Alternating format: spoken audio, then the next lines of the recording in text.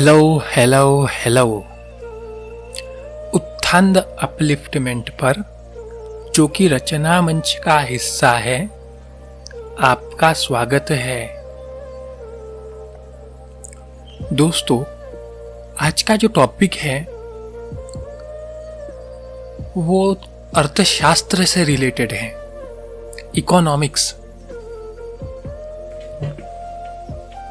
अच्छा, कुछ लोगों को टाइटल पढ़ के थोड़ा सा आश्चर्य भी हुआ होगा कि ऐसा टाइटल क्यों लिखा है, और इसमें बौद्ध अर्थशास्त्र यानी कि बुद्धिस्ट इकोनॉमिक्स का क्या लेना देना है। सवाल जायज है और इस सवाल का जवाब भी आपको पूरे वीडियो में मिल जाएगा।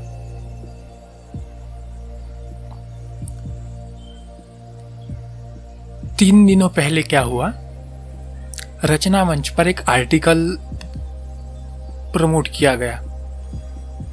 अब उस आर्टिकल का टाइटल पढ़ के मुझे थोड़ा सा अटपटा सा लगा। अब पहले तो अटपटा सा लगा, लेकिन पढ़ने के बाद तो मैं कन्विंस हो गया उस टॉपिक पर वीडियो बनाने के लिए।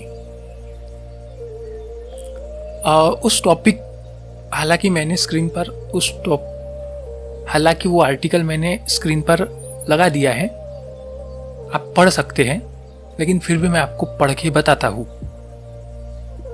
कि आर्टिकल का टाइटल क्या था, आर्टिकल के अंदर क्या लिखा गया है, और ये आर्टिकल बौद्ध अर्थशास्त्र से रिलेटेड कैसे है। मैं भी इस टर्म से अभी वाकिफ हुआ हूँ, अभी मुझे इस टॉपिक का इंट्रोडक्शन मिला है और मैं चाहता हूँ कि इसे और एक्सप्लोर किया जाए। इसीलिए मैं इस आर्टिकल को कोट कर रहा हूँ और एक्सप्लेन भी कर रहा हूँ। ये आर्टिकल इंग्लिश में लिखा गया है, हालांकि मैं आपको इसका मतलब हिंदी में बता दूँ। इस आर्टिकल को दो अल्टरनेटिव टाइटल दिए गए हैं। उसमें से पहला टाइटल है what if Buddhism can address and flourish the solution to e waste, culture and capitalism. यह एक प्रश्न है। उसके बाद दूसरा टाइटल है smartphone tech through the lens of Buddhist economics, और जो लेखक हैं उनका ट्विटर हैंडल है विक्स की गोली। तो ये आर्टिकल हम आज एक्सप्लोर करेंगे, देखेंगे क्या लिखा हुआ है। हालांकि एक्सप्लेन करते वक्त दो बाधाएं हैं। इनका जो क्षेत्र है वो है कंप्यूटर और मेरा क्षेत्र है आईटी।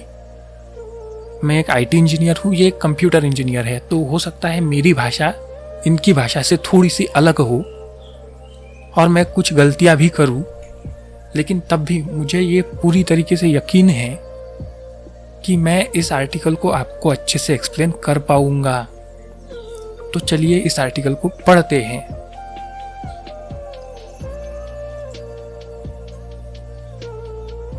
तो हम आ गए हैं माइक्रोसॉफ्ट एज पर। तो चलो ओपन करते हैं वेबसाइट। इनका एक ब्लॉग है, नाम है फैक्टोपी, factopi.blogspot.com, factopi.blogspot.com। और ये पहला ही आर्टिकल है, अभी इन्होंने पब्लिश किया है।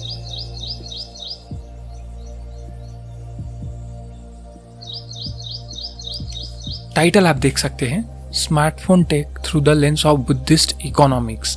तो आज इस टॉपिक को मैं एक्सप्लेन करूंगा। जिन्हें नहीं पता है कि रचना मंच क्या है, रचना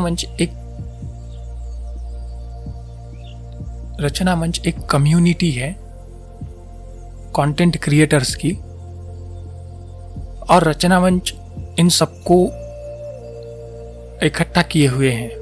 तो अगर हम में से कोई भी चाहता है, कोई कंटेंट बनाता हो और चाहता है कि उसे प्रमोट किया जाए और वो बहुजन कम्युनिटी से आता हो, तो आप इनसे कांटेक्ट कर सकते हैं। ये आपका कंटेंट प्रमोट करने में मदद करेंगे। अभी ये कम्युनिटी छोटी सी है, लेकिन कुछ दिनों में ये कम्युनिटी बढ़ जाएगी, क्योंकि ये लगातार लोगों को इकट्ठा करने का काम कर रहे हैं। तो अगर कोई भी किसी को जानता है या फिर आप खुद कंटेंट क्रिएटर हैं, तो ज़रूर ट्विटर पर रचना मंच को फॉलो करें, उन्हें डीएम करें अपना कंटेंट, वो आपको प्रमोट कर देंगे। तो ये रहा वो ब्लॉग। अब मैं इसे अपनी भाषा में हिंदी में आपको एक्सप्लेन करूँगा, और मैं इसे एज अ फर्स्ट पर्सन और कभी कभी सेकंड पर्सन ट्रीट करूँगा। तो कभी आपको लगेगा कि मैं खुद बोल रहा हूँ और कभी आपको लगेगा कि मैं इनकी बात कर रहा हूँ। तो बात करते हैं कि टाइटल क्या सजेस्ट करता है। टाइटल ये कहता है कि कैसे जो ई वेस्ट कल्चर है यूज करो और फेंक दो, और जो कैपिटलिज्म का कल्चर है कि अपने प्रोडक्ट को पुश करते जाओ और जितना ई वेस्ट हो सके उतना जनरेट करो, ताकि लोग हर साल नया फ़ोन खरीदे, नई टेक्निक को अपनाएं। क्या इसे बुद्धिज्म टैकल कर सकता है? क्या ये जो ई वेस्ट का कल्चर है, क्या बुद्धिज्म इसे सॉल्व कर सकता है? क्या इसे रोका जा सकता है? और अगर इसे रोका जा सकता है तो क्या बुद्धिज्म हमें इससे रोकने में मदद कर सकता है? क्या इसके विरुद्ध जो आइडिया हो, जिसमें समाजवाद का कुछ एलिमेंट तो हो लेकिन वो पूरी तरीके से समाजवाद भी ना हो, और कैपिटलिज्म, समाजवाद और कैपिटलिज्म क्या एक साथ लाया जा सकता है जिससे कि लोगों का भला हो, अर्थ के रिसोर्सेस को सही से यूटिलाइज किया जाए, उनको वेस्ट ना किया जाए ज़्यादा। यही ये पूरा आर्टिकल बताता है। तो जो सब टॉपिक है वो है कि कैसे माइंडफुल डिज़ाइन, यानी कि सही डिज़ाइन, और बौद्ध अर्थशास्त्र और रिसाइकल एंड रीयूज, ये तीन चीज़ें मिलके पूंजीवाद का जो ई वेस्ट कल्चर है, संस्कृति है, उसको चुनौती दे सकते हैं। ये इसका अल्टरनेटिव टॉपिक, इसकी सब हेडिंग है। तो चलिए हम एक्सप्लोर करते हैं। लेखक कहते हैं कि उन्हें बचपन से आश्चर्य होता था। आश्चर्य इस बात का होता था कि जो फोन्स उनके पास हैं, कंपनियां इनमें सॉफ्टवेयर अपडेट्स क्यों नहीं देती है,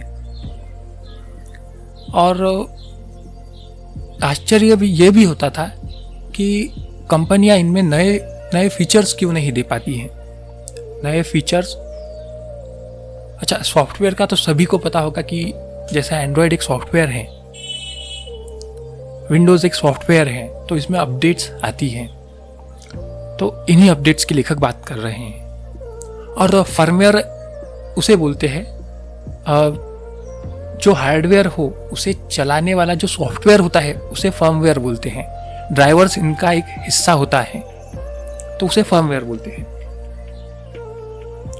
तो लेखक बोलते हैं कि क्यों कंपनियां सॉफ्टवेयर, मुझे बचपन में हैरानी होती थी कि कंपनियां सॉफ्टवेयर के अपडेट्स क्यों नहीं देती है, फर्मवेयर के अपडेट्स क्यों नहीं देती है। और एक ज़माना था जब कस्टम रॉम्स एंड कस्टम फर्मवेयर्स का चलन भी मार्केट में होता था। 2015-16 के आसपास की ये बात है। तो लेखक कहते हैं कि क्यों कंपनियां इतनी अगेंस्ट होती थी कि वो अपने फ़ोन्स में कस्टम फर्मवेयर को और कस्टम सॉफ्टवेयर्स को अलाउ ही नहीं करती थी, इसको सपोर्ट तक नहीं करती थी। और जैसे ही मैं बड़ा होता गया, मुझ में समझ आती गई, तो मैं इस कंक्लूजन पर पहुंचा हूं कि इसका आंसर टेक्नोलॉजी नहीं है, इसका आंसर है इकोनॉमिक्स। ये सब इकोनॉमिक्स का खेल है। इकोनॉमिक्स मतलब अर्थशास्त्र, फायदा और नुकसान। कंपनियां चाहती ही नहीं है कि जो पुराने उपकरण हैं, फोन है, टैबलेट्स है, अदर डिवाइसेस हैं, लोग उनका उपयोग ज़्यादा टाइम तक करें, ज़्यादा समय तक इनका उपयोग हो, ऐसा कंपनियां चाहती नहीं है। और कंपनियां चाहती है कि हम हर साल नया मॉडल खरीदें, चाहे उनके पिछले मॉडल में और नए मॉडल में कुछ इंच भर का 19-20 तक का फर्क हो, तब भी कंपनियां यही चाहती हैं। जो कंपनियां हैं वो अपने नए मॉडल की मार्केटिंग इतनी धड़ल्ले से करती है और जो पुराने मॉडल है उनका सपोर्ट इतनी जल्दी कम कर देती है, ना बराबर उनको सॉफ्टवेयर अपडेट्स मिलते हैं और इसी वजह से फोन्स पीछे रह जाते हैं। सॉफ्टवेयर सपोर्ट हो सकता है कि 6 महीने के लिए दे भी दे, लेकिन हार्डवेयर सपोर्ट में जैसे कि फर्मवेयर सपोर्ट, ड्राइवर सपोर्ट, ये तो बिल्कुल भी नहीं देती हैं। और जैसे ही सॉफ्टवेयर सपोर्ट किसी फ़ोन का बंद हो जाता है तो जो चलता हुआ फ़ोन भी है वो भी मार्केट के नज़र में एकदम बेकार हो जाता है। मैंने बचपन से ही ये सवाल पूछा है, अपने आप से पूछा है, लोगों से पूछा है। अब इसके पीछे जो कारण था कि क्यों हम ऐसा करते हैं, क्यों हम रिसोर्सेस को ज़्यादा समय तक इस्तेमाल नहीं करते हैं, इसके पीछे का जो कारण है वो मेरा धर्म है। बुद्ध का धर्म नहीं होता है, धम्म होता है। तो इसके पीछे ये जो सही सवाल है, इसके पीछे कारण मेरा धम्म है, जो कि बौद्ध धम्म है। बचपन से ही मुझे बौद्ध संस्कार मिले हुए हैं, घर में मुझे बौद्ध संस्कार ही मिले हुए हैं और बुद्ध के नज़रिए से ही, बुद्ध की जो टीचिंग है उसके नज़रिए से ही मैंने ये सवाल हमेशा से पूछा है कि क्यों हम रिसोर्सेस, लिमिटेड रिसोर्सेस का इतना दहन करते हैं, क्यों हम पैसे और संसाधनों की इतनी बर्बादी करते हैं। एक सवाल ये भी उठता है कि क्या हम सीमित संसाधनों का शोषण तेजी से कर रहे हैं जो एक ना एक दिन खत्म ही हो जाएंगे। हालांकि ये सवाल केवल यही नहीं पूछते हैं, हर एनवायरमेंट एक्टिविस्ट जो है वो यही सवाल पूछता है कि एक ना एक दिन ये रिसोर्सेस खत्म हो जाएंगे, तो क्या हमारी फ्यूचर रिलेटेड प्लानिंग क्या है। और सबसे बदतर बात जो ये है, सबसे दुखद बात ये जो है कि इसका जो बोझ है वो सबसे ज्यादा गरीबों पर डाल दिया गया है। और जिन्हें कैपिटलिज्म यानी कि पूंजीवाद से कोई खास फायदा है नहीं, एक मजदूर जो दिन भर की कमाई से 300 रुपए मात्र जोड़ पाता है, उसे फोर्स किया जाता है कि वो 15,000 का फोन EMI से ले ले, इसीलिए क्योंकि वो कहीं पिछड़ ना जाए लोगों से, ताकि वो मॉडर्न डिमांड से भरा हुआ हो। लेकिन अफसोस की बात यह है कि उस व्यक्ति के पास पहले ही ऐसा फोन होता है जिसे केवल और केवल 1 या 1.5 साल हो चुका हो और उसकी लाइफ स्पैन अभी भी 6 से 7 साल बाकी हो, लेकिन उसी फोन को पुराना और बेकार कह दिया जाता है। तो मैं पहले सोचता था कि मेरे अंदर ये विचार आते क्यों है और लोगों को ये सवाल क्यों नहीं आते हैं कि हमें संसाधनों का सदुपयोग करना चाहिए, ना कि दुरुपयोग, और बर्बादी तो बिल्कुल भी नहीं। और इसका रीज़न मुझे, इसका जो कारण है, इसी सोच का जो कारण है, वो मुझे उम्र जैसे जैसे बढ़ी वैसे इस सवाल का जवाब मुझे मिल गया कि लोगों को, बाकी लोगों को ये सवाल क्यों नहीं आते और मुझे क्यों। मेरा जवाब है परवरिश में दिया हुआ धम्म, यानी कि धर्म, जिसे आजकल की भाषा में धर्म कहा गया है,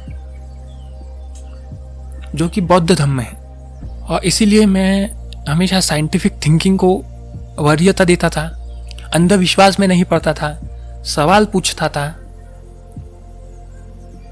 कारण जानता था और दुख को समझता था। संसाधनों का यह दुरुपयोग और इसकी समझ, यह भी मेरी परवरिश का हिस्सा है। यह उपज है मेरे बौद्ध धर्म के परवरिश की। हालांकि जब मैं छोटा था तो मैं ये नहीं समझ पाता था कि यह चीजें धम्म से आती हैं। आपका धर्म ही आपको सवाल पूछने में, आपकी थिंकिंग को डेवलप करने में बहुत बड़ी भूमिका अदा करता है। तो मैं बहुत समय तक इसका जवाब ढूंढता रहा था, सॉल्यूशन ढूंढता रहा था कि कैसे इन रिसोर्सेस को कम किया जाए। समय के साथ मुझे जवाब भी मिल गया। मैंने जितने भी सॉल्यूशन ढूंढे हैं वो प्रैक्टिकल हैं, और इसी सॉल्यूशंस की चर्चा मैं इस ब्लॉग में कर रहा हूँ। तो बात करते हैं बौद्ध धर्म की। बुद्धिज्म शुरुआत से ही अपने आप में एक क्रिएटर भगवान पर, क्रिएटर गॉड पर, भगवान नहीं, क्रिएटर गॉड पर केंद्रित नहीं था। इसका जन्म ही इस वजह से हुआ था, इसे अपनाया ही इस वजह से जाता था कि दुख का अंत हो। ना ये पुनर्जन्म में विश्वास रखता था। शुरुआत में ये पुनर्जन्म पर और किसी आत्मा पर या फिर किसी ईश्वर पर केंद्रित नहीं था, और ये बहुत ही प्रैक्टिकल ग्राउंड पर फोकस था कि लोगों में जो दुख है उसका अंत करना है, लोगों को एक सही सोच देनी है और उनका उत्थान करना है।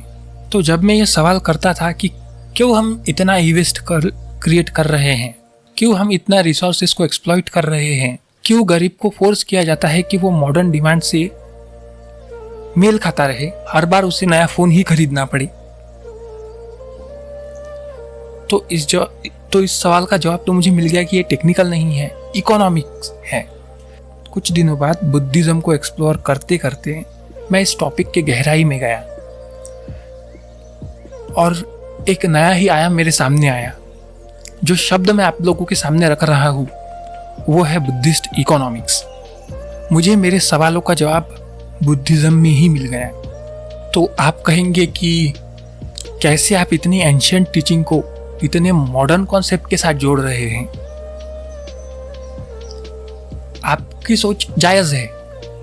इसी के लिए मैं आपको एक प्रैक्टिकल एग्जाम्पल देता हूँ कि मैं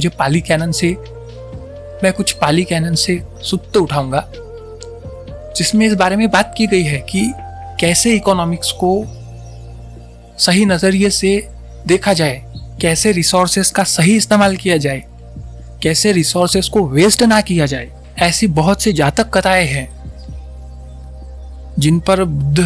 जिनमें बुद्ध कहते हैं कि रिसोर्सेस का गलत इस्तेमाल नहीं होना चाहिए, उनका सही इस्तेमाल होना चाहिए, धन का सही इस्तेमाल होना चाहिए, संसाधनों का सही इस्तेमाल होना चाहिए। जातकों को तो बाद में गढ़ा गया था, लेकिन मैं कुछ जेन्युइन सोर्सेस उठा रहा हूँ पाली कैनन से, जिसके बाद आपको ये यकीन हो जाएगा कि बुद्धिस्ट इकोनॉमिक्स बुद्ध ने कैसे अर्थशास्त्र की बात की है। दीघ निकाय में यह 26 अनुक्रमणिका का सूत्र है, चक्रवर्ती सिंहानदा सूत्र। अब इस कथा में क्या होता है, एक राजा होता है जिसे बुद्ध उपदेश देते हैं। एक राजा होता है जो चोरों को सजा देता है चोरी के लिए, और चोरी के लिए सजा देते देते वो चोरों को धन भी देना शुरू करता है कि आप चोरी मत करो, मेरे तरफ से धन ले जाओ। तो राज्य में चोरियां ही चोरियां शुरू हो जाती है, क्योंकि राजा अब लोगों को धन दे रहा था तो लोग कमाते नहीं थे, चोरी करते थे। किसी की चीज ले लेते थे जो उनको दी नहीं गई है, जिसे लोग चोरी कहते हैं। उस वजह से उस समय की जो सोसाइटी थी, उस समय का जो समाज था, उसका डाउनफॉल शुरू हो गया। अब कोई भी कमाता नहीं था, लोग चोरी ही करते थे। तो उसके बाद बुद्ध उपदेश देते हैं कि इस कथा का उपदेश यह है कि राजा को केवल धन नहीं देना है, उनको आर्थिक रूप से लोगों की मदद करनी है, जिससे लोग खुद अपने पैरों पर खड़े हो, ना कि मुफ्त का खाए। जो आज कहा जाता है ना कि जो आज कहा जाता है ना कि मुफ्त की रेवड़ियां, बुद्ध उसमें कहते हैं कि लोगों को आप संसाधन दीजिए, लोगों को कमाई का संसाधन दीजिए, लोगों को कमाई मत दीजिए, संसाधन दीजिए। जो खेतीहर है उनको खेती करने के लिए संसाधन दीजिए ताकि वो खेती कर सके, जिससे वो खुद मेहनत करे और कमा कर खाए, ना कि आपके मेहनत पर पले। कोई भूखा ना रहे, यह तो होना ही चाहिए कि कोई भूखा ना रहे, कि किसी भी सोसाइटी में कोई भूखा ना रहे, ताकि लोगों का ध्यान सिर्फ कमाई पर ना, 2 वक्त की रोटी पर ना हो, उनका ध्यान समाज को आगे ले जाने में भी हो। और ऐसे वो राजा धम्म का तक स्थापित कर देता है। इसी वजह से इस सुत्त का नाम ही है चक्रवर्ती सुत्त। जो दूसरा सुत्त है वो है सिगलवध सुत्त, जो कि दिग्ग निकाय में है 31 अनुक्रमणिका। इसमें बुद्ध लोगों को बताते हैं कि कैसे आप अपने संसाधनों का सही इस्तेमाल कीजिए, सही जगह पैसा खर्च कीजिए। फिर आता है आनन सुत्त, अंगुत्तर निकाय का हिस्सा है, 4थी अनुक्रमणिका, जिसमें बुद्ध कहते हैं कि कोई भी आप कर्ज के तले डूब ना जाए, इस बात का ध्यान रखना चाहिए। उसके बाद एक है दिग्गजन सुत्त, कि कैसे आप अपने संसाधनों का सही इस्तेमाल कर सकते हैं, कैसे अच्छे लोगों से मिलिए। खैर ये तो बहुत दूर की बात होगी, इससे पाली कैनन बहुत वास्ट है, इसे पढ़ना आसान काम नहीं है। आप इंग्लिश ट्रांसलेशन पढ़ सकते हैं। लेखक कहते हैं कि उन्होंने एक पुस्तक पढ़ी, पुस्तक का शीर्षक है small is beautiful by E.F. Schumacher. उसी में यह कॉन्सेप्ट आता है बुद्धिस्ट इकोनॉमिक्स। पूरी दुनिया में सबसे पहली बार E.F. शुमाकर ही थे जिन्होंने ये बोला है बुद्धिज्म में खुद का एक अर्थशास्त्र है और कैसे रिसोर्सेज का सही इस्तेमाल होना चाहिए। और इसी में लेखक बात करते हैं, इस पुस्तक के E.F. शुमाकर बात करते हैं कि बुद्धिज्म कैसे कैपिटलिज्म ने जो क्षति पहुंचाई है समाज को, उसको भर सकती है। फिर लेखक के समझ में आता है कि कैसे उन्हें ये सवाल आते थे और इन सवालों का उन्हें आना उनकी बुद्धिस्ट परवरिश का एक हिस्सा था। अब जैसा धर्म होगा वैसे ही सोच, तो और उन्हें सॉल्यूशन भी बुद्धिज्म में ही मिला है। ये जो वैल्यूज है, दूसरों के बारे में सोचना, रिसोर्सेस का सही इस्तेमाल करना, ये बुद्धिज्म का कोर प्रिंसिपल है। दूसरे जो धर्म हैं जो कि ये मानते हैं कि आपको आपके कर्मों की सजा मिली है, आप गरीब इस वजह से है क्योंकि आपने पिछले जन्म में जो कर्म किए थे वो गलत थे, इस वजह से आप इस जन्म में गरीब हुए हो, गरीब घर में पैदा हुए हो। बुद्धिज्म ऐसी बातें नहीं मानता है।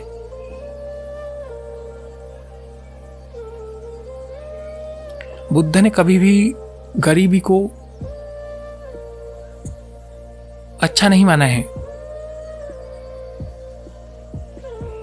बल्कि वो स्वागत करते हैं कि अगर कोई अच्छे राइटफुल मीनिंग से पैसा कमाए। बुद्धिज्म कहता है कि आप अगर गरीब है तो इसमें आपकी गलती नहीं है और इस कंडीशन को बदला जा सकता है और हर एक को अपनी कंडीशन बदलनी चाहिए। बुद्ध के उपदेश तो यही बताते हैं। अब आते हैं इस आर्टिकल के सेकंड पार्ट पर, the tech industry e waste culture और उनकी भूख। आज की जो तकनीकी इंडस्ट्री है ये प्रॉफिट की बहुत भूखी है। इन्हें बस किसी भी हालत में अपना प्रॉफिट करना है। आज का जो पूंजीवादी मार्केट है वो केवल और केवल मुनाफे पर टिका है। हर साल कंपनी एक नया मॉडल लॉन्च करती है, लेकिन उसमें नया कुछ रहता नहीं है। वही पुराने फीचर, थोड़ा सा माइनर सा हार्डवेयर अपडेट, लेकिन सॉफ्टवेयर तब भी प्रोवाइड नहीं करती है। और रिपेयरिंग के पार्ट्स तो बिल्कुल भी नहीं देती हैं, जिसके वजह से जो पुराने हार्डवेयर है उनको लोगों को न चाहते हुए भी फेंकना पड़ता है और इसका नतीजा सबसे बुरा होता है। ई वेस्ट का अंबार सा लगा हुआ है दुनिया में और इतने अर्थ के रिसोर्सेज जो है उनका अंबार लगा हुआ है जिन्हें आज तक रिसाइकल नहीं किया गया है। इस ब्लॉग के लेखक कहते हैं कि ये एक रिसर्च को कोट करते हैं जिसमें यह कहा गया है कि मार्केट में 80 से 90% फोन्स या फिर डिवाइसेस वो रिसाइकल ही नहीं होते हैं। और ये एक रिसर्च पेपर है। हालांकि जब मैंने इस रिसर्च पेपर को पढ़ा तो नंबर थोड़े से वेरिंग थे, अलग से थे। कहीं पे लिखा था 17% तो कहीं पे लिखा था 22%। इतना ही रिसाइकल 22% या फिर 17% से रिलेटेड कुछ अमाउंट ही रिकवर हो पाया है, रिसाइकल हो पाया है। इसका मतलब 80 से 90% डिवाइसेस तब भी वेस्ट ही जा रहे हैं, क्योंकि एक भाषा में तो यही कहना हुआ ना कि अगर आप 17 से 20% ही इलेक्ट्रॉनिक वेस्ट को इलेक्ट्रॉनिक वेस्ट को अगर वापस ला पा रहे हैं तो इसका मतलब यही होगा ना कि 80 से 90% या फिर 70 से 80% गैजेट्स और इलेक्ट्रॉनिक वेस्ट ही बनेगा ना। और ये केवल और केवल उस डिवाइसेस के खरीदने के 3 साल में ही होता है।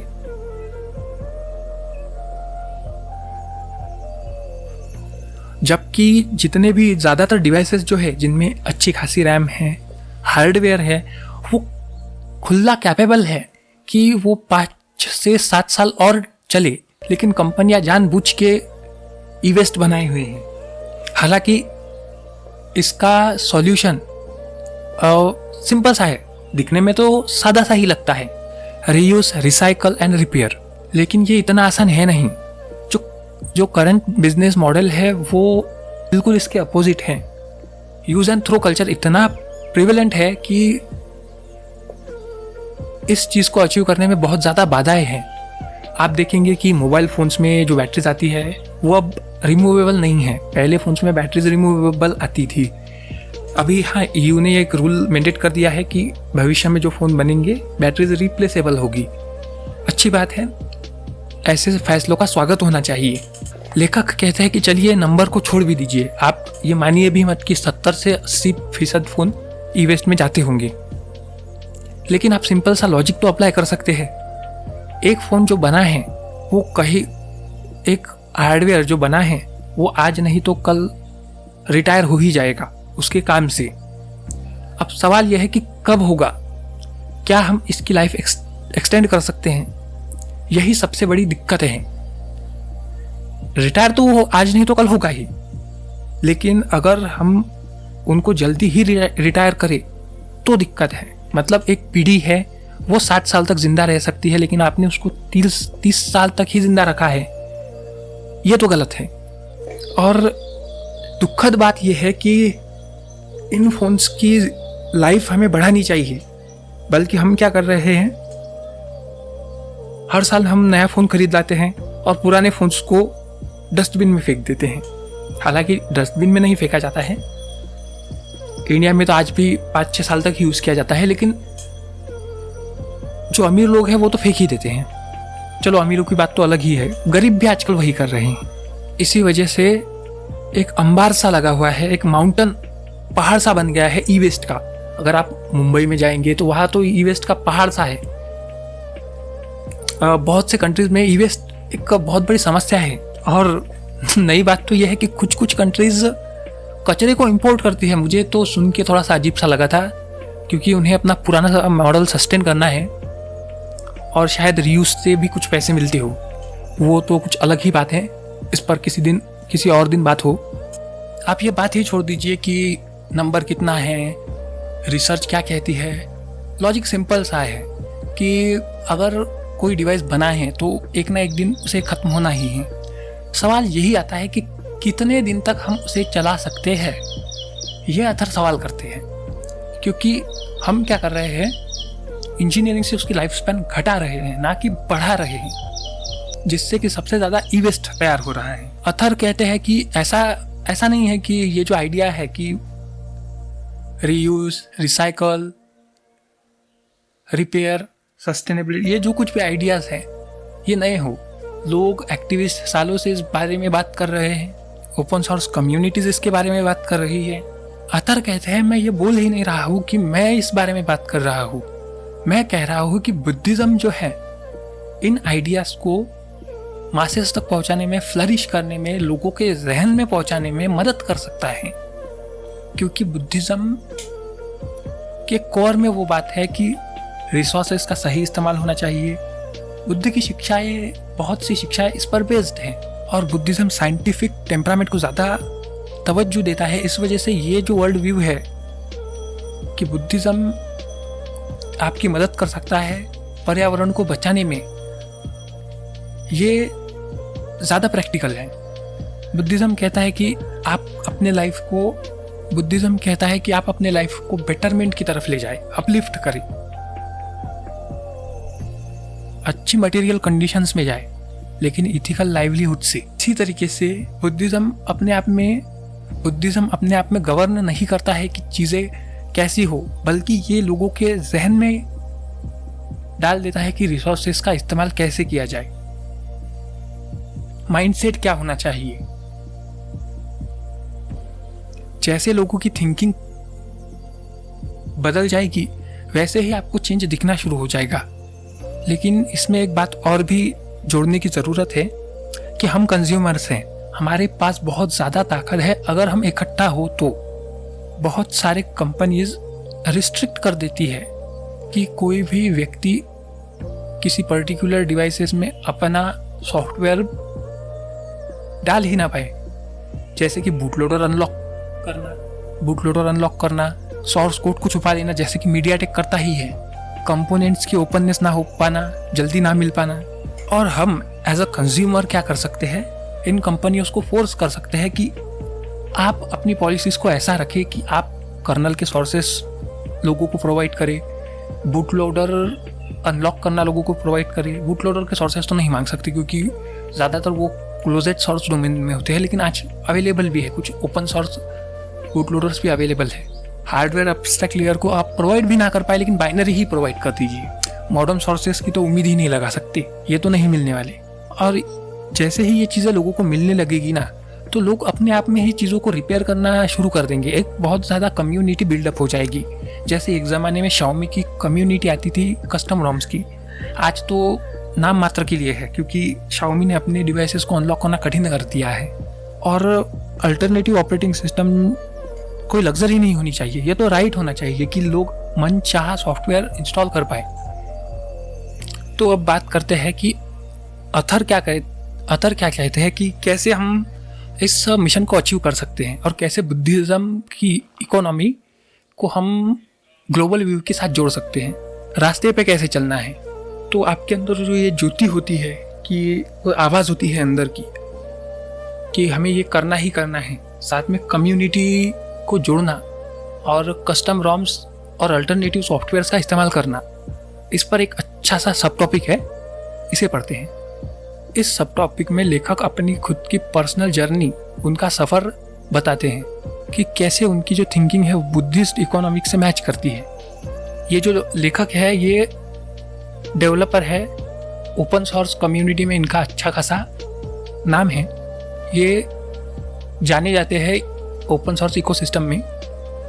इन्होंने सालों से जो तथाकथित डेड फोन्स है उनको लाइफ देने का काम किया है, उनको नया जीवन प्रदान करने का काम किया है, जो कि कंपनीज अबैंडन कर चुकी है, सपोर्ट देना छोड़ चुकी है, लेकिन वो डिवाइस आज भी काम कर रहे हैं क्योंकि उनका हार्डवेयर आज भी अच्छा खासा है।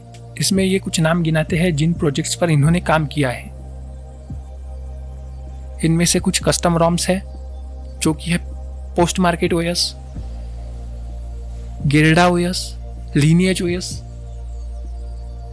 And various other operating systems. इन्होंने इन सारी ऑपरेटिंग सिस्टम्स को कुछ डिवाइसेस पर पोर्ट किया है, जिस वजह से डिवाइसेस को एक नई जिंदगी मिल चुकी है। जबकि अगर वो ऐसा ना करते तो वो डिवाइसेस कब के फेंके जा चुके होते और हम कैपिटलिज्म के चक्रव्यूह में फंस जाते। हर बार नए मॉडल खरीदने से अच्छा है कि हमारे पास जो पुराने मॉडल्स हैं उनकी भी अच्छी खासी यूज़, उनको अच्छे से यूज़ करना, उनकी लाइफ स्पैन को बढ़ाते रहना, उनको रीपर्पस करना, रीयूज़ करना। रीपर्पस भी एक अच्छा आइडिया है, इसके बारे में ये आगे लिखते हैं। ये आइडिया रीपर्पस करना प्रैक्टिकल है और ये बुद्ध की टीचिंग के साथ भी अलाइन करता है।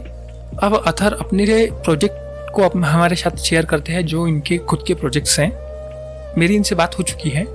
इन्होंने कहा है कि जितने भी प्रोजेक्ट्स इन्होंने शेयर किए हैं ये खुद के इनके हैं। इन्होंने खुद पहल की है ताकि पुराने डिवाइसेस को रिकवर किया जा सके, रिवाइव किया जा सके। इसमें से सबसे पहला टूल ये शेयर करते हैं रुद्रा नाम का एक इनका टूल है जो कि RDA के CPU आते हैं उनको फ्लैश कर सकता है, उनमें नया फर्मवेयर डाल सकता है, पुराना बैकअप कर सकता है।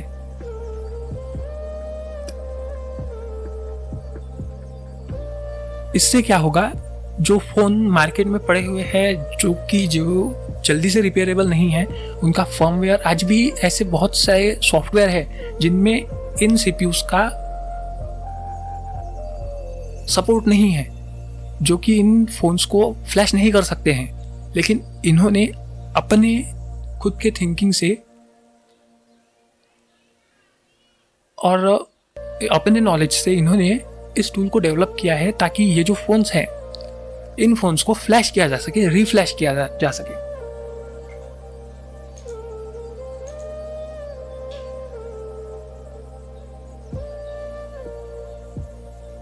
फिलहाल आप इनकी गिटहब प्रोफाइल देख सकते हैं और ये कुछ फ़ोन्स को रिवाइव भी कर चुके हैं।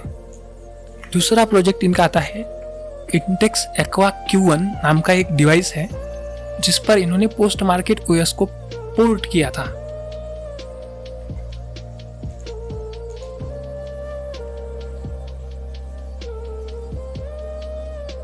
ये जो प्रोजेक्ट है ना, इसमें मुझे एक इंटरेस्टिंग चीज़ पता चली है। अब पोस्ट मार्केट OS एक ऑपरेटिंग सिस्टम है जो कि लिनक्स पर बेस्ड है, और ये इस ऑपरेटिंग सिस्टम का एम ये है कि लिनक्स को ये मोबाइल फ़ोन्स पर ला चुकी है। मतलब जो ऑपरेटिंग सिस्टम आप कंप्यूटर में यूज़ करते हो, वही ऑपरेटिंग सिस्टम मोबाइल में भी चलेगी, और मोबाइल पर लिनक्स अच्छी खासी चल जाती है। जो ओल्ड हार्डवेयर है उनको कम से कम ये ऑपरेटिंग सिस्टम क्लेम करती है कि हम 10 सालों तक फ़ोन को चला सकते हैं हमारी ऑपरेटिंग सिस्टम से। और जी हाँ, ये ऑपरेटिंग सिस्टम कर भी चुकी है। नोकिया जैसे सालों पुराने ब्रांड को और फ़ोन्स को इसने लाइफ दी है, और इन्होंने बहुत सारे पोर्ट किए हैं पोस्ट मार्केट OS ने, जो कि पुराने फ़ोन्स को लिनक्स पर पोर्ट करके उन फ़ोन्स को आज भी यूज़ किया गया है और अच्छे खासे प्रोजेक्ट्स के लिए यूज़ किया गया है, ग्राफिक्स एडिटिंग से लेके गेमिंग तक। इस प्रोजेक्ट को एक बार आप चेक कीजिए, क्योंकि मुझे अच्छा लगा ये प्रोजेक्ट। जब मैंने इसके बारे में और पढ़ा, जानकारी निकाली, इन्होंने ऐसे ही स्क्रीनशॉट शेयर किए हैं जिसमें ये क्या करते हैं। हाँ, ये देखिए, ये वो फ़ोन है जिस पर इन्होंने लिनक्स पोर्ट की थी, और ये उस फ़ोन की स्क्रीनशॉट है।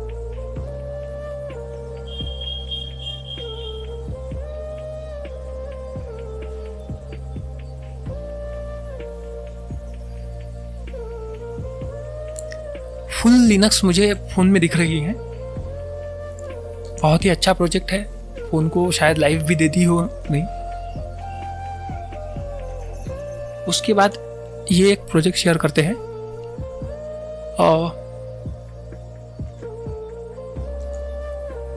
जियो फोन्स के लिए ये प्रोजेक्ट था।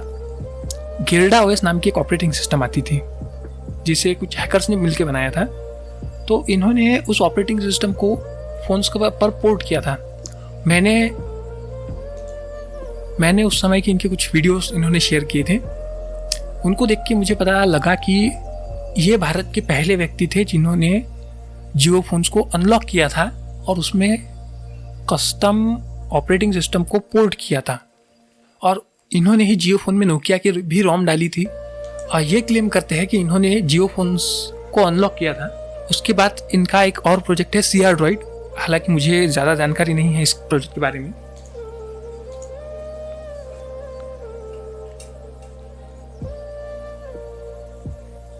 CR Droid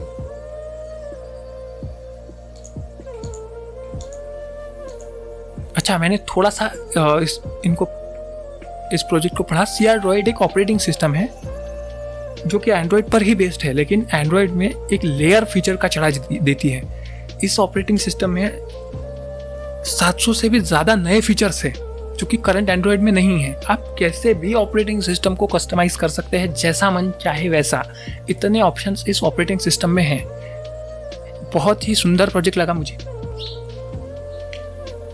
और ये MTK कर्नल पैचिंग, ये तो मुझे नहीं पता क्या है। आप पढ़ सकते हैं अगर पढ़ना चाहें। मैं इस आर्टिकल की लिंक आपको डिस्क्रिप्शन में दे दूंगा, नहीं तो कमेंट में दे दूंगा।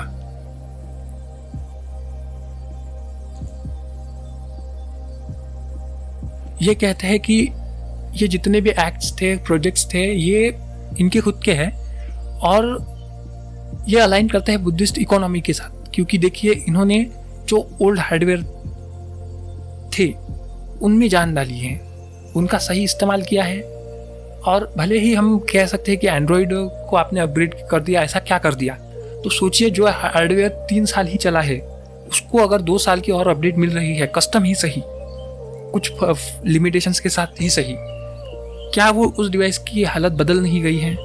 क्या उस डिवाइस से का हार्डवेयर और ज़्यादा इस्तेमाल नहीं हुआ है? तो जवाब आप ना में जवाब दे ही नहीं सकते। तो जी हाँ, ये बुद्धिस्ट इकोनॉमी के साथ अच्छे से अलाइन होता है, क्योंकि यहाँ पे रिसोर्सेज का सही इस्तेमाल किया गया है, उनको सही से रिपर्पस किया गया है।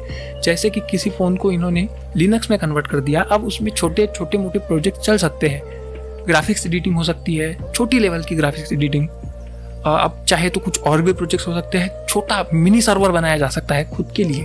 उसके बाद इनका नेक्स्ट सब टॉपिक है my story of ethics in tech. तो इस स्टोरी में ये अपनी पर्सनल ग्रोथ और जर्नी बताते हैं कि कैसे इन्हें लगा कि किसी चीज़ में कैपिटलिज्म ही अच्छा पर्याय है। अब ये जर्नी ये क्या शेयर करते हैं कि इन्होंने किसी ज़माने में जियो फोन्स के मॉडेम्स को अनलॉक किया था। अब जिन्हें नहीं पता है, जियो फोन लॉक्ड आता था, आज भी आता है शायद, तो उस फ़ोन में जियो के अलावा आप कोई और सिम कार्ड यूज़ नहीं कर सकते।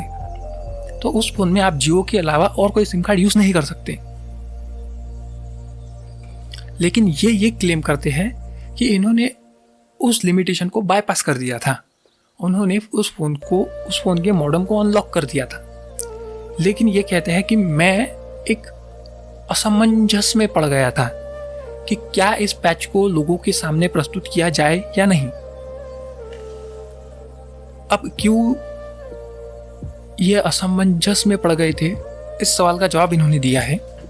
इनका कहना है कि कुछ जगहों पर गवर्नमेंट या फिर जियो अपने आप से खुद सब्सिडी देता है लोगों को कि फ़ोन का जो हार्डवेयर है वो तो 1500 रुपये का है, लेकिन जियो उसको बेचता है 600 रुपये में, 600-700 रुपये में।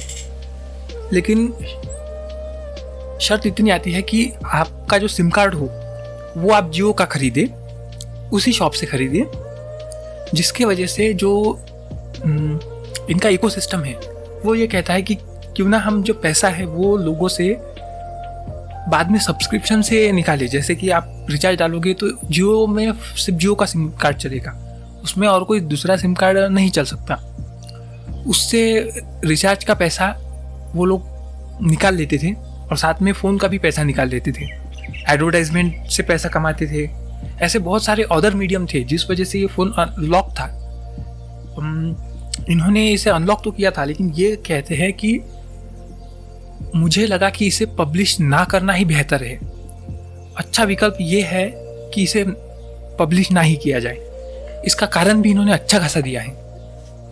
ये कहते हैं कि अगर मैं इसे पब्लिश कर देता तो शायद लोगों को मिल जाता पैच कि लोग सिम कार्ड को अनलॉक कर पाते, लेकिन फ़ोन को किसी और सिम कार्ड के साथ यूज़ कर पाते। लेकिन क्या होता कि जो ये सस्टेनेबल उनका मॉडल है कि गरीब को भी फ़ोन मिल पाए, 600 रुपये 1500 रुपये की जगह 600 रुपये में अगर किसी गरीब को फ़ोन मिल रहा है तो ज़्यादा गरीब इसे खरीदेंगे। और इससे क्या होगा कि लोग खरीदेंगे तो सही, और जो गरीब है उनके पास भी फ़ोन का एक्सेस आ जाएगा। मैंने तो कहीं देखा है कि लोग जियो फ़ोन में भी इंटरनेट यूज़ करते हैं, वीडियोस देखते हैं, न्यूज़ सुनते हैं, तो उन गरीबों तक भी रिसोर्सेस पहुंच जाएंगे। अच्छा इनिशिएटिव है जियो का। उस ज़माने में मिलते भी थे फ़ोन, मुझे याद है 700-800 रुपये में फ़ोन मिल जाते थे, आपको सिम कार्ड उन्हीं से ख़रीदना पड़ता था। लेकिन अगर ये पब्लिश कर देते तो हो सकता है इस पर ये डायरेक्ट अटैक हो जाता है जियो की सप्लाई चेन पर, जो कि आगे जाके हो सकता था कि जियो इस प्लान को पूरी तरीके से बंद कर दे। इसी वजह से उन्होंने उस पैच को पब्लिश किया नहीं, क्योंकि इससे गरीब लोगों का नुकसान होगा। ये सस्टेनेबल मॉडल गरीबों को अच्छे कम कीमत में रिसोर्सेस प्रोवाइड करता है। इसीलिए ये कहते हैं कि देखो, ये जो आइडिया है कि गरीबों का नुकसान भी ना हो और कैपिटलिज्म अपना काम भी करता रहे, ये भले ही हमें अच्छा ना लगे, लेकिन गरीबों के लिए अच्छा मॉडल है। इस वजह से ये कहता है कि देखो बुद्धिस्ट इकोनॉमी कैसे, अगर हम बुद्ध की सोच की तरफ जाए तो कैसे हम लोग कैपिटलिज्म को भी साथ में लेके चल सकते हैं और सोशलिज्म को भी साथ में लेके चल सकते हैं। ये मिडल पैथ होगा एक, जो कि मुझे पसंद आया। नेक्स्ट सब टॉपिक है a Buddhist perspective of ethics in tech. तो बुद्धिज्म कहता है कि आपको जो कमाई करनी है वो सही तरीके से करनी है, रिसोर्सेज का इस्तेमाल भी सही तरीके से करना है। ये जो बात है जो मैंने ऊपर अभी थोड़ी देर पहले कही है कि कैसे मैंने जियो का एक मॉडल जो मुझे समझ में आया था तो मैंने उसे तोड़ा नहीं, ये बुद्ध की शिक्षा के साथ अलाइन होता है। हमें ये देखना होता है कि कहीं हम सप्लाई चेन पर तो अटैक नहीं कर रहे हैं जो गरीबों की है। हैकिंग तो हम करते रहेंगे, हम रिवर्स इंजीनियरिंग भी करते रहेंगे चीज़ों को, लेकिन किसी का नुकसान नहीं होना चाहिए। कंपनियों का कुछ हद तक नुकसान होता भी हो जो कि वो हमसे पैसे लेके करे, लेकिन अगर वो कहीं पे सब्सिडीज दे रही है तो उस मॉडल को तोड़ा ना जाए। इसमें बुद्धिस्ट इकोनॉमिक्स से हमें प्रेरणा लेनी चाहिए कि कैसे सोचना है। ये कहते हैं कि आगे का रास्ता क्या। नेक्स्ट सब टॉपिक है कि आगे का रास्ता क्या। तो इस टॉपिक में ये कहते हैं, ये जो सब टॉपिक है द पैथ फॉरवर्ड, इसमें यह कहते हैं कि हमें ज़रूरी नहीं है कि हम कंपनीज को ही डिमांड करें। हमें ये देखना है कि टेक्नोलॉजी हर एक को सर्व करे, गरीब हो या अमीर, कोई भेदभाव ना हो। इसी वजह से हो सकता है कि हमें कुछ डिमांड कंपनीज की भी सहनी पड़े और कुछ डिमांड कंपनीज जानबूझकर कोई मॉडल रख रही है उसे हमें सपोर्ट करना पड़े, क्योंकि हमें सबको सर्व करना है। और बुद्ध का मिडल पैथ, बुद्ध का जो मध्यम मार्ग है वो हमें मदद कर सकता है इसे समझने में। तो इनका जो नेक्स्ट टॉपिक है वो है Vibha OS, a vision not yet the reality. अच्छा, तो इसे पढ़ के मुझे थोड़ा सा समझ में आया कि ये है क्या। इनका कहना है कि मैं पहले ही बता दूं कि विभा ओएस अब तक बना नहीं है, ठीक है, ये बस एक विजन है। इनका कहना है कि ये एक ऑपरेटिंग सिस्टम होगी जिस पर ये काम कर रहे हैं, लेकिन इनके पास रिसोर्सेज बहुत ही कम है, इस वजह से ये उस प्रोजेक्ट पर काम नहीं कर पा रहे हैं। ये बोल रहे हैं कि ये ऑपरेटिंग सिस्टम तक बनी नहीं है, बस कॉन्सेप्ट है, और लेकिन मैं कॉन्सेप्ट भी शेयर कर दूं ताकि भले ही मैं ऑपरेटिंग सिस्टम शेयर ना कर पाऊँ लेकिन आइडिया तो शेयर कर पाऊंगा। हो सकता है मेरा आइडिया पढ़ के कोई और बना ले, कंट्रीब्यूट तो वो भी करेगा ही। ये कहते हैं कि इस विभा ओएस का उद्देश्य ये होगा कि अगर ये बने तो कि ये जो low cost low powered CPU है इनको रिपर्पस किया जाए। ये कहते हैं कि मेरे पास बहुत ही कम रिसोर्सेस है, इस वजह से मैं इस प्रोजेक्ट को रियल लाइफ रियलिटी में टर्न नहीं कर पा रहा हूँ। हो सकता है ये कभी पब्लिश ही ना हो, लेकिन मैं आइडिया तो आप लोगों के साथ शेयर कर ही दूँ। ये कहते हैं कि हमारे पास बहुत सारे फ़ोन हैं जिनकी कीमत 500 रुपये से भी कम है। मार्केट में आपको बहुत सारे चाइनीज़ फ़ोन मिल जाएंगे जिनकी कीमत 300 रुपये, 400 रुपये, 500 रुपये है। इन फ़ोन के पास है क्या और इनका इस्तेमाल हम कैसे कर सकते हैं। What if the feature phone becomes, ये इनका सब टॉपिक है, जिसमें ये कहते हैं कि देखो हमारे पास जितने भी फ़ोन्स हैं, छोटे ही क्यों ना हो, 400-500 रुपये के ही क्यों ना हो, लेकिन उनमें हमें मिलता क्या क्या है। उनमें एक कीपैड होता है, LCD स्क्रीन होती है, फ्लैश लाइट होता है, FM रेडियो होता है, ब्लूटूथ होता है, मोटर वाइब्रेटर होती है, स्पीकर, रिंगर, माइक्रोफोन होता है, 3.5 mm का जैक होता है, कैमरा होता है, मॉडेम होता है, SD कार्ड रीडर या फिर SD कार्ड स्लॉट होता है, प्रोसेसर तो होता ही है, CPU, और ड्यूल सिम कार्ड का एक स्लॉट भी होता है। और इतने सारे छोटे छोटे कंपोनेंट उसमें होते हैं। सोचो 500 रुपये में इतने छोटे छोटे कंपोनेंट्स मिल रहे हैं, क्या हम इन फोन्स को ऑल टुगेदर रीयूज कर सकते हैं, किसी और प्रोजेक्ट में इस्तेमाल कर सकते हैं? क्योंकि आज नहीं तो कल ये जो फोन्स है ज़्यादातर मार्केट में है वो 2G है, और आज नहीं तो कल 2G टेक्नोलॉजी गायब होने ही वाली है, क्योंकि 3G तो हो चुकी है। लोग 4G पर ही अभी रिलायबल हैं, और 4G के सोर्सेस ज़्यादा हमारे पास अवेलेबल है नहीं, और 5G भी आ चुका है। आगे जाके सैटेलाइट कम्युनिकेशन होगा। क्या ये फ़ोन आगे जाके एकदम ई वेस्ट में कन्वर्ट हो जाएंगे? एकदम छोटे फोन्स, कीपैड फोन्स। ये कहते हैं कि देखो इन फोन्स में कीपैड है, ठीक है। क्या हम इनको एक रिमोट कंट्रोल में कन्वर्ट कर सकते हैं ब्लूटूथ से, जो कि ब्लूटूथ से कम्युनिकेट कर सके? इनका कहना है कि छोटे छोटे पुराने ज़माने में गेम्स भी आते थे, छोटे छोटे वीडियो गेम्स प्लेयर आते थे। आज के ज़माने के फ़ोन उन जो बड़े बड़े किसी ज़माने में आर्केड प्लेयर्स के बड़े बड़े हार्डवेयर आते थे, जो लोग बाहर जाके खेला करते थे, आज के प्रोसेसर उनसे ज़्यादा पावरफुल है। क्या हम वो गेम, उस ज़माने के गेम्स क्या इन फोन्स पर रन कर सकते हैं? क्योंकि जीपीयू तो छोटा सा ही क्यों ना हो, इनमें भी होता है। सीपीयू बहुत पावरफुल सीपीयू, उस ज़माने से भी ज़्यादा पावरफुल सीपीयू आज के छोटे चाइनीज़ फोन्स में हैं। क्या हम उनको रिपर्पस कर सकते हैं? क्या हम उनको वापस से गेम पैड में कन्वर्ट कर सकते हैं, जिससे कि छोटे फोन्स में ही सही कि हम गेम्स खेल पाए और गेम्स ऐड कर पाए, ताकि बच्चे ही सही उनको रिपर्पस तो करें। इनमें अलग अलग सेंसर भी हम लगा सकते हैं। अगर इनके कैमरास को हटा दिया जाए और जीपीआईओ पिंस को किसी और कार्य के लिए इस्तेमाल किया जाए, कोई और सेंसर लगा दिया जाए, तो ये इन्वॉल्वमेंट सेंसर की तरह एक्ट कर सकता है, आईओटी हब बन सकता है। अगर इनमें यूएसबी कम्युनिकेशन प्रोटोकॉल इंप्लीमेंट कर दिया जाए, जो फिंगरप्रिंट से लोगों को रिकॉर्ड कर पाए, तो हम इससे एक अटेंडेंस सिस्टम भी बना सकते हैं। ब्लूटूथ फाइल हॉटस्पॉट, ब्लूटूथ का जो हॉटस्पॉट होता है, मुझे इस टेक्नोलॉजी के बारे में नहीं पता, तो इसमें हम इसे कन्वर्ट कर सकते हैं, या फिर ब्लूटूथ रिमोट में as a offline communication tool हम इसका इस्तेमाल कर सकते हैं। इसमें मिनी रेडियोस को डाला जा सकता है, ऑफलाइन पेमेंट टर्मिनल भी इसका इस्तेमाल कर सकते हैं। अब ये तो मुझे नहीं पता कैसे, लेकिन हो सकता है कुछ आइडिया मेरे दिमाग में आ ही ना पा रही हूँ। हाँ, इनको रिवर्स इंजीनियर करने में इस्तेमाल किया जा सकता है, पढ़ा जा सकता है ये काम कैसे करते हैं, सीखा जा सकता है, बच्चों को सिखाया जा सकता है कि ऐसे ऐसे एम्बेडेड सिस्टम्स काम करते हैं। Network tool and network strength भी जांच की जा सकती है। लो कंट्रोल क्रिप्टो माइनर, शायद ये क्रिप्टो माइनर भी बना सकते हैं।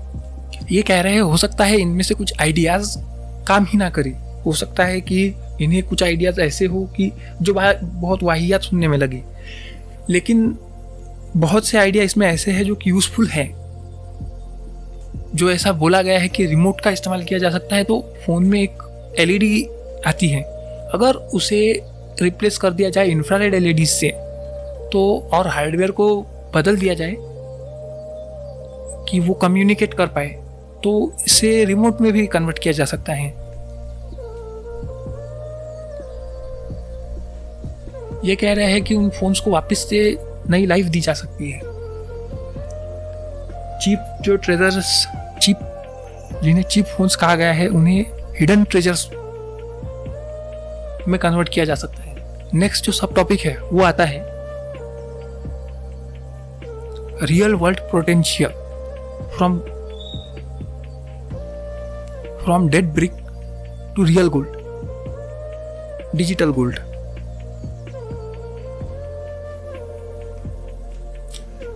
ये कहते हैं कि ज़्यादातर लोग इन फोन्स को डंप फोन कह देते हैं, लेकिन वो लोग एक बात भूल जाते हैं कि इसके अंदर हार्डवेयर क्या क्या है। ये एक एग्जांपल देते हैं, इनके पास एक नॉर्मल सा फ़ोन है, ये कहते हैं कि उसमें 4 से 32 MB की रैम है, और इतनी तो उस ज़माने के 90s के आर्केड गेम्स आते थे, हेवी ड्यूटी गेम्स आते थे, उनको भी नहीं लगती है। कुछ गेम्स तो ऐसे है कि 1 MB में पूरा का पूरा गेम आ जाएगा, और रैम भी कम लगेगी। उस ज़माने के गेमिंग कंसोल से आज के फ़ोन्स पावरफुल हैं। ये कहते हैं कि थोड़ा सा सोचिए, अगर ये कहते हैं कि उस ज़माने में जो गेम्स आते थे, नेस, छोटे मोटे गेम्स फॉर्मेट आज भी इन फोन्स में रन कर सकते हैं, क्योंकि ये कैपेबल है इतनी। और कुछ सीपीयूज में तो जावा भी सपोर्ट करता है, लेकिन कंपनी जानबूझकर जावा का सपोर्ट निकाल देती है। जिनको आज भी, जिन फोन्स में आज भी गेम्स खेला जा सकता है, इन फोन्स में सही अगर सॉफ्टवेयर डाल दिया जाए तो इनको वापस से रिवाइव किया जा सकता है। और यही इनके विभा ओएस का एक उद्देश्य था जब इन्होंने इसके बारे में सोचा। ये कहते हैं कि क्यों ना उन फ़ोन्स में USB ट्रांसमिशन को अप्लाई कर दिया जाए और जो USB प्रोटोकॉल है उसका इस्तेमाल करके उन फ़ोन्स को एक अटेंडेंस डिवाइस में, फिंगरप्रिंट स्कैनर में कन्वर्ट कर दिया जाए। इनका सब टॉपिक है why it matters, a made in India OS starting small. ये कैसे है कि विभा OS एक जो थिंकिंग है, जो इनका आइडिया है, ज़रूरी नहीं है कि ये कुछ बहुत बड़ी चीज़ बनाने वाली है। बस यही इनका आइडिया यही है कि हम ऐसा कुछ करें जिस पर हम खुद रिलाय हो सके। छोटी सी ऑपरेटिंग सिस्टम बनाना कोई इतनी बड़ी बात नहीं है, लेकिन अगर हम खुद के लिए बना पाए, अगर हमारे खुद के फ़ोन्स में खुद की ऑपरेटिंग सिस्टम हो, तो एक बहुत अच्छी बात हो जाएगी डिजिटल सॉवरेनिटी के लिए। हमारे खुद के सोर्स कोड होंगे, हमारे खुद के प्रोजेक्ट्स होंगे, और भले ही छोटी सी ऑपरेटिंग सिस्टम क्यों ना हो, 1-2 MB की छोटी सी ऑपरेटिंग सिस्टम, लेकिन हमें आत्मनिर्भर बनाने में, स्वायत्त बनाने में मदद करेगी। हमें स्वावलंबी बनने में ये छोटी सी ऑपरेटिंग सिस्टम मदद कर सकती है। और इनका ये जो आइडिया है, जो नेक्स्ट आइडिया इन्होंने दिया है, तो बहुत ही माइंड ब्लोइंग आइडिया है। आइडिया ये है कि ये जो फ़ोन्स है, हार्डवेयर है, इनमें ना GPIO पिन्स होते हैं। तो अगर हम खुद का कोई हार्डवेयर बना भी ले, या फिर हम कंपनीज को भी कहे कि हमें जो ये फ़ोन्स है इनमें कुछ एक्स्ट्रा GPIO पिन्स चाहिए जो कि रिजर्व्ड हो, इससे क्या होगा कि हम उन हार्डवेयर को रिपर्पस कर पाएंगे। समझ लीजिए कि आपके पास फ़ोन है, वही अपने आप में एक छोटा सा मिनी कंट्रोलर, माइक्रो कंट्रोलर का काम कर सके। छोटा सा रास्पबेरी पिको कहते हैं शायद उसे, आर्डिनो, छोटा सा आर्डिनो आप खुद का बना ले। और इसमें भी ये ऑपरेटिंग सिस्टम भी मदद कर सकती है, और हम कंपनीज को फोर्स भी कर सकते हैं कि हमें ऐसा हार्डवेयर चाहिए जिसमें कुछ रिजर्व्ड GPIO हो, ताकि हम उस फ़ोन को खुद एक कस्टम आर्डिनो में कन्वर्ट कर सके। इससे एक आर्डिनो का अल्टरनेटिव हमारे पास आ जाएगा। एक छोटा सा प्रोग्रामेबल डिवाइस बनाया जा सकता है। अगर खुद का सॉफ्टवेयर हो तो बस आप हार्डवेयर लाइए कहीं से भी। भविष्य में हार्डवेयर भी हम ही बना सकते हैं, लेकिन अगर सॉफ्टवेयर हमारा हो तो हम ओल्ड सॉफ्टवेयर को रिप्लेस हमारे कस्टम सॉफ्टवेयर से करेंगे, जो कि वो काम करेगा जो हम चाहते हैं। अगर क्रिएटिविटी से देखा जाए तो ये एक बहुत ही अच्छा आइडिया है। आगे की इनकी सब टॉपिक है, आगे का सब टॉपिक जो ये देते हैं, कहते हैं कि हमें थोड़ा सा रुकने की ज़रूरत है, कॉशन की ज़रूरत है, कॉशस हो जाए हम। ये कहते हैं कि इसके साथ साथ हमें थोड़ा सा मार्केट को भी समझना पड़ेगा, और हो सकता है कि मार्केट इसकी वैल्यू जान जाए, इन सॉफ्टवेयर्स की वैल्यू जान जाए कि जो हार्डवेयर हम इनको सस्ते में प्रोवाइड कर रहे हैं, ये लोग इसका उपयोग किसी और काम के लिए ही कर रहे हैं। इससे क्या होगा कि जो हार्डवेयर कल वो 100-200 में बनाते थे, 300 में 500 में बनाते थे, उनकी कीमत वो बढ़ा के 1000 कर दे। इस वजह से इसको साइलेंटली करने की ज़रूरत है। इन्हें इंस्टीट्यूशन से दूर रखा जाए, ताकि इंस्टीट्यूशनलाइज जैसे ही कोई आइडिया होता है तो वो मार्केट पर बहुत बड़ा इफेक्ट डालता है। अगर इसे नॉन इंस्टीट्यूशनलाइज किया जाए, इंडिविजुअल एफर्ट की तरह लिया जाए, तो ये बहुत ही अच्छा कारगर उपाय साबित होगा भारत को आत्मनिर्भर, स्वावलंबी, स्वायत्त बनाने में। ये एक एग्जाम्पल देते हैं classic tension between innovation and control. ये कहते हैं कि as a hacker, as a developer, हमें एक लाइन ड्रॉ करनी चाहिए कि हमारी मोरल वैल्यूज़ क्या है, हमें कहाँ तक किसी चीज़ को इंस्टीट्यूशनलाइज करना चाहिए, किसी इकोनॉमी को हमको कब तक टारगेट पर रखना चाहिए, और हमें कौन सा स्टार्टअप किस टेक्नोलॉजी के साथ इस्तेमाल करना चाहिए, क्योंकि ये बहुत ही क्रिएटिव थिंकिंग में आता है। नेक्स्ट टॉपिक है how can you get involve, आप कैसे मदद कर सकते हैं। अगर आप कोई डेवलपर है, हॉबीस्ट है, स्टूडेंट है, या फिर कोई ऐसे व्यक्ति है जो क्यूरियस अबाउट टेक, जिनको खोजना पसंद है, आप बहुत कुछ कर सकते हैं।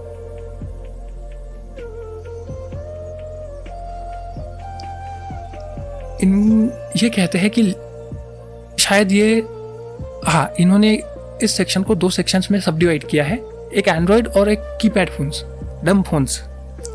एंड्रॉयड के लिए ये कहते हैं कि इनके पास अच्छा हार्डवेयर होता है, क्योंकि आप आज के फ़ोन्स देखिएगा ना तो 4 से 6 GB रैम तो इजीली मिल जाएगी। इतनी रैम अच्छी खासी है, क्योंकि बहुत सारे टैबलेट में भी इतनी रैम नहीं आती है। ये कहते हैं कि क्यों ना इस रैम का, इस हार्डवेयर का इस्तेमाल कर दिया जाए और इनमें लिनक्स ऑपरेटिंग सिस्टम को पोर्ट कर दिया जाए। पोस्ट मार्केट एक अच्छा एग्जाम्पल है इस ऑपरेटिंग सिस्टम को और मासेस तक पहुंचाने के लिए। यहाँ तक कि ये कहते हैं कि देखो, धीरे धीरे लिनक्स की इम्पोर्टेंस एंड्रॉयड को भी समझ में आ रही है। इसी वजह से उन्होंने अपने मॉडर्न जो लिनक्स की ऑपरेटिंग सिस्टम से नई जो वर्जन्स आ रहे हैं, उनमें लिनक्स का फीचर दिया हुआ है, खुद हार्डवेयर अनेबल्ड 3D एक्सेलरेशन के साथ। पहले ये फीचर वो देते नहीं थे, हमें कहीं और से इम्प्लीमेंट करना पड़ता था, वो भी हार्डवेयर एक्सेलरेशन नहीं होता था।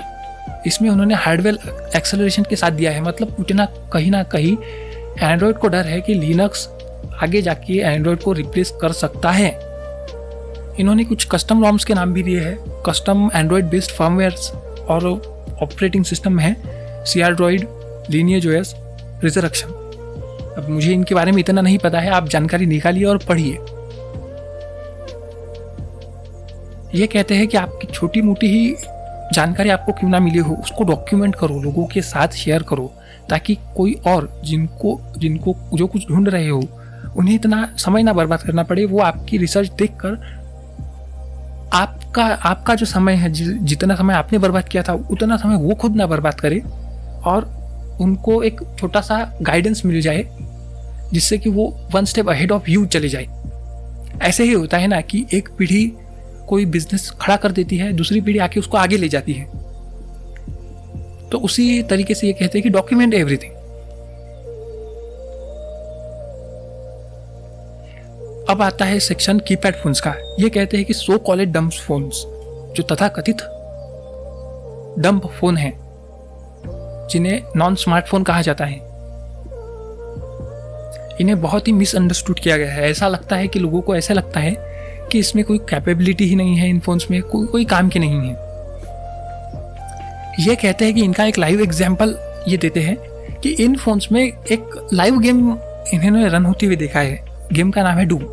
अब जिन्हें नहीं पता है, ये डूम किसी भी हार्डवेयर पर रन हो जाता है। डूम एक गेम का नाम है जिसे आप एक्सप्लोर कीजिए। ये कहते हैं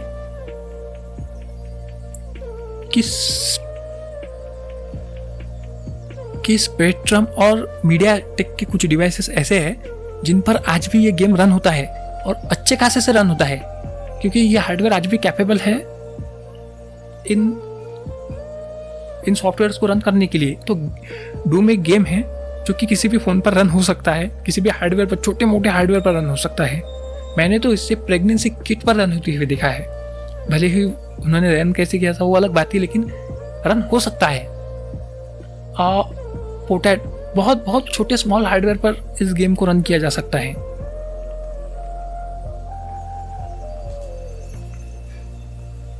ये एक गिटहब प्रोफाइल की लिंक भी देते हैं। डूम ऑन स्पेक्ट्रम नाम का एक प्रोजेक्ट है।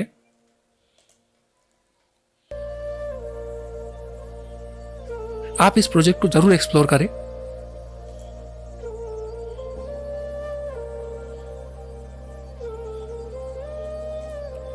ये कहते हैं कि अगर हमारे पास कोई फोन है और हमें उसका फर्मवेयर रिप्लेस करना है, तो ज़्यादातर टूल मार्केट में अवेलेबल नहीं है। जितने अवेलेबल है सब पेड है।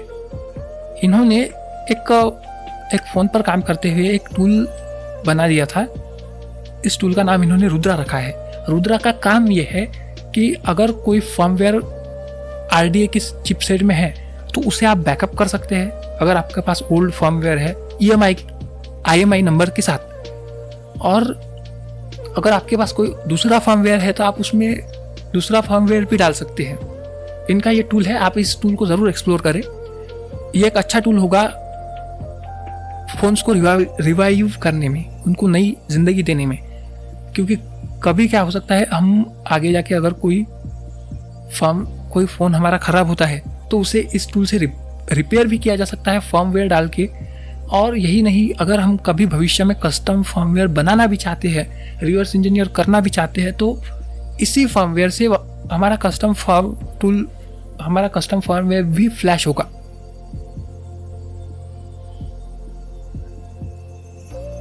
ये कहते हैं कि आप भी इनकी तरह कोई और टूल बनाएं ताकि कोई और सीपीयू को फ्लैश किया जा सके, किसी और टूल को किसी और सीपीयू में फर्मवेयर डाला जा सके।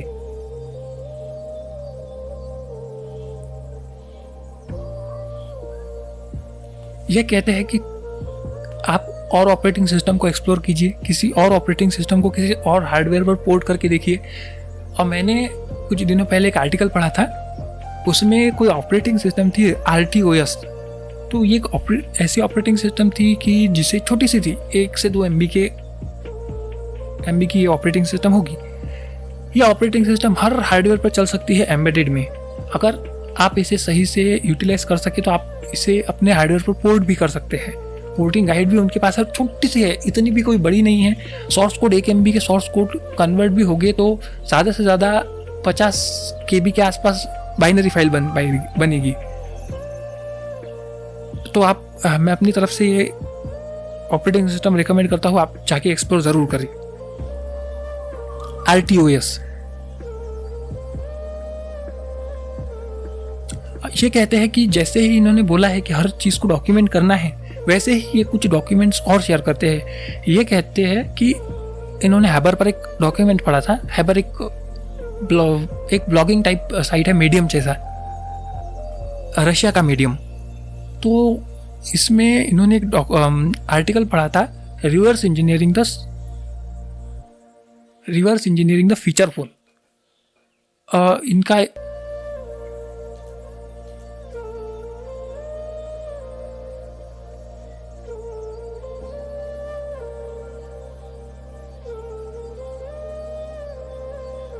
अच्छा, अभी मैंने इस आर्टिकल को पढ़ा है। इस आर्टिकल को इसे वेल्डिक ने लिखा है, वेल्डिक एसएस।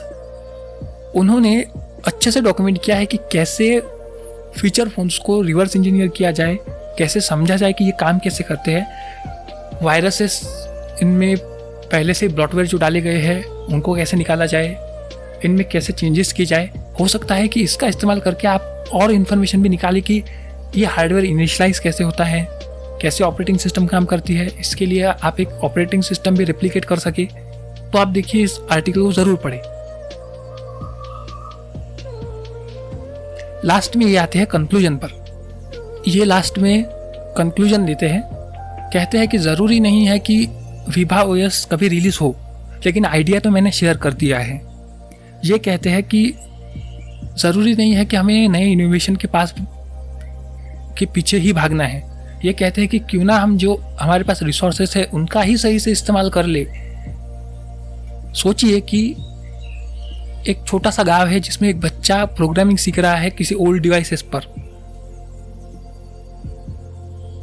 एक कीपैड फोन है जो कि मेडिटेशन असिस्टेंस का काम कर रहा है, मेडिटेटिव असिस्टेंस का काम कर रहा है।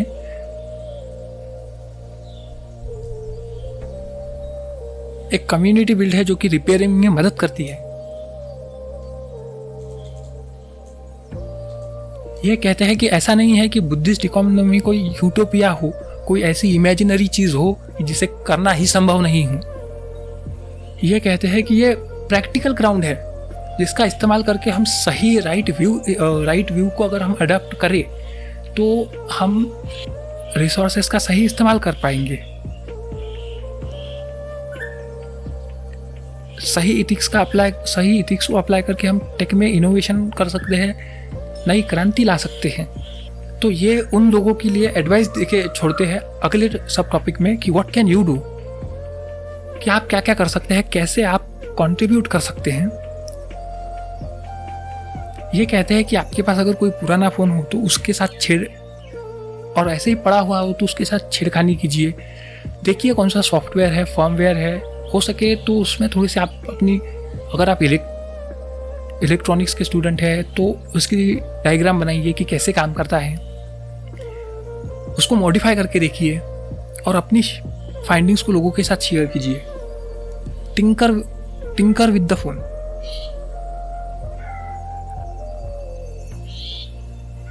ये कहते हैं कि हर फाइंडिंग्स को शेयर कीजिए।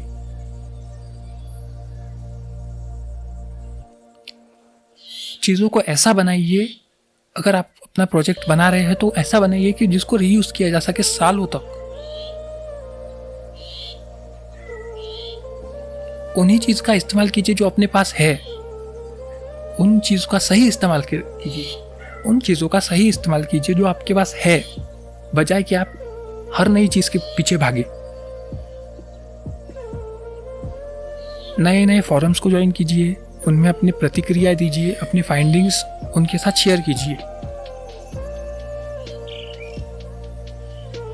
अगर आप कोई प्रोजेक्ट बना ही ना सकते हो तो कोई दिक्कत नहीं है, लेकिन लोगों के साथ आइडिया शेयर कीजिए, जैसे कि इन्होंने किया है विभा ओएस के साथ। शायद इनके पास बहुत ही लेस रिसोर्सेस है, लिमिटेड रिसोर्सेस है। ये कहते हैं कि इसके बजाय आप एक काम कीजिए कि जैसे मैंने शेयर किया है कि आइडिया तो मेरे पास है, भले ही मेरे पास रिसोर्सेस की कमी हो, फंड ना हो उतना, और शायद नॉलेज भी सर्च इन द नॉलेज ही हो, लेकिन तब भी मैंने आइडिया शेयर कर दिया है।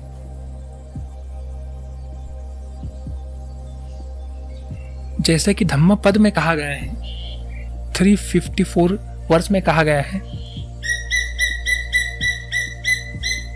The gift of the truth excels all other gifts. उसी प्रकार आप भी सच्चाई का साथ दे, कैपिटलिज्म में ना पड़े और बुद्धिस्ट इकोनॉमिक्स को ध्यान में रखते हुए अपनी लाइफ जिए। आगे जाके ये क्रक्स रखते हैं हमारे पास कि सही तरीके से, ये कहते हैं कि सही व्यू से, सही धम्म से हम इस पृथ्वी के विनाश को रोक सकते हैं, संस्कृति के विनाश को रोक सकते हैं। और इनको बुद्धिज्म के अलावा और कोई दिख नहीं रहा है रिलीजन जो कि इनके इस व्यू को समर्थन दे।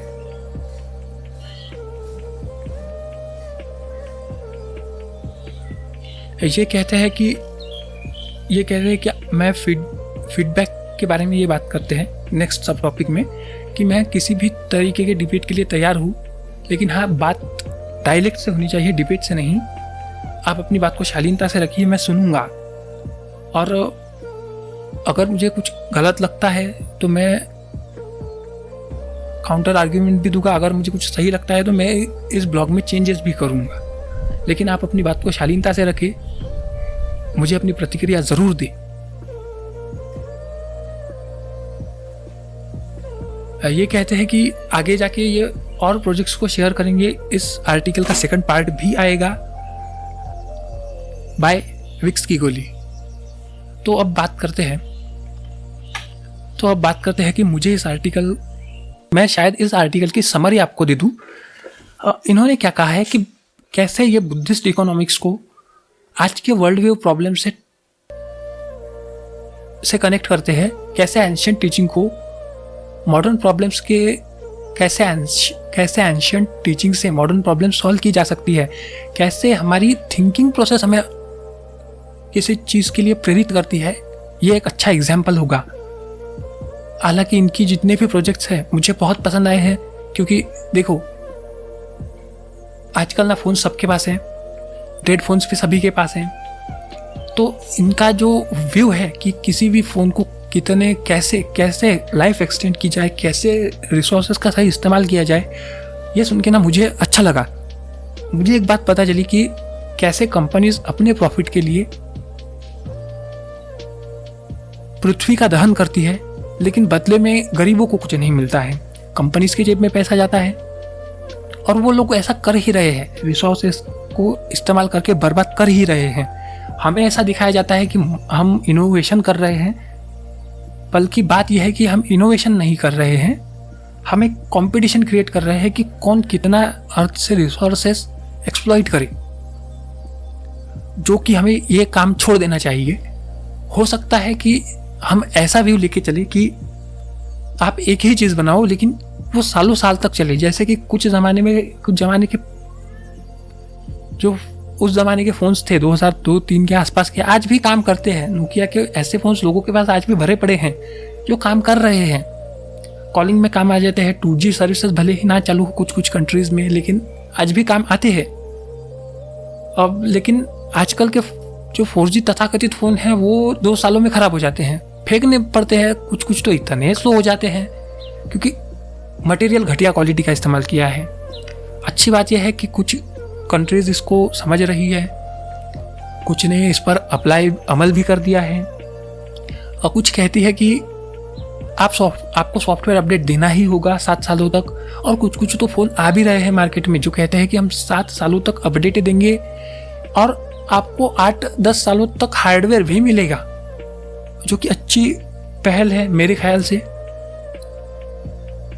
मुझे बोलने के लिए कुछ मिल नहीं रहा है क्योंकि आर्टिकल में ही मैंने इतना एक्सप्लेन कर दिया है। अगर कोई टॉपिक रह चुका हो, आपकी कोई फाइंडिंग्स हो, मुझे कमेंट्स में ज़रूर बताएं।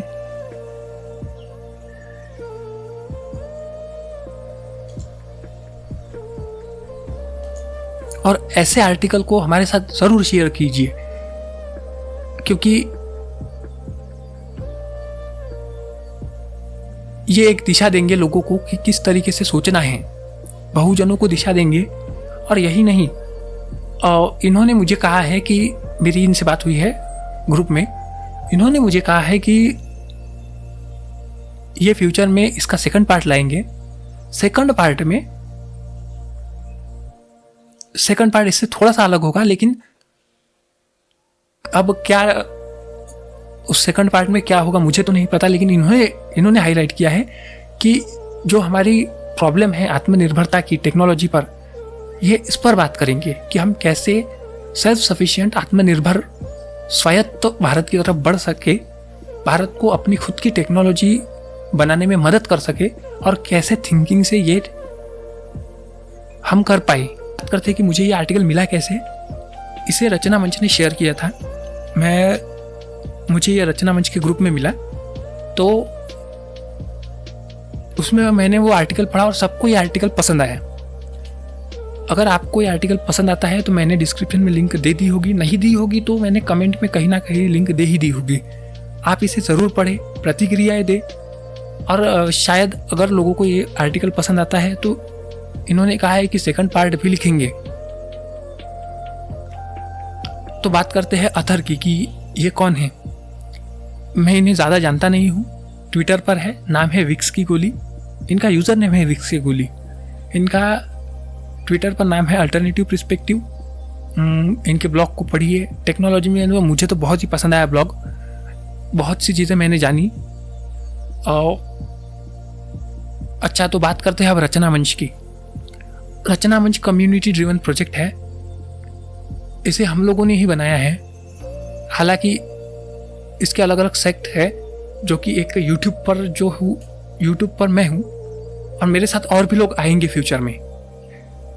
कुछ लोग ट्विटर पर हैं, रचना मंच का खुद का हैंडल भी ट्विटर पर है। आप अपनी फाइंडिंग्स इन्हें शेयर कीजिए, ये लोग आपको प्रमोट करेंगे।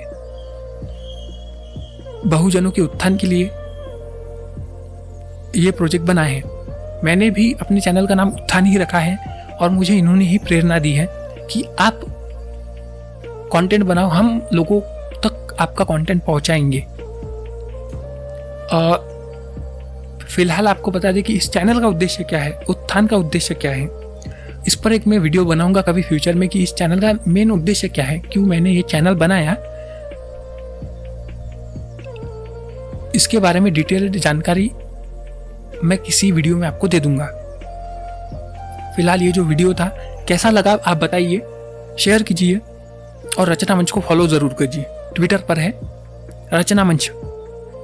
अगर सेकंड पार्ट आता है इस ब्लॉग का तो मैं ज़रूर वीडियो बनाऊंगा। अगर हमारे पास और भी अथर है और आपको उनके नाम पता है, ब्लॉग्स पता है, हमारे साथ शेयर कीजिए, कमेंट्स में शेयर कीजिए। हम खुद पढ़ेंगे, लोगों को शेयर करेंगे, क्योंकि आज ज़रूरत आन पड़ी है। पृथ्वी को बचाने की, एक वर्ल्ड व्यू रिलीजन लेके चलने की जो कि लोगों के उत्थान पर ध्यान दे, ना कि किसी सुपरफिशियल गॉड की तरफ जाए। इसी के साथ आपसे विदा लेते हैं। धन्यवाद।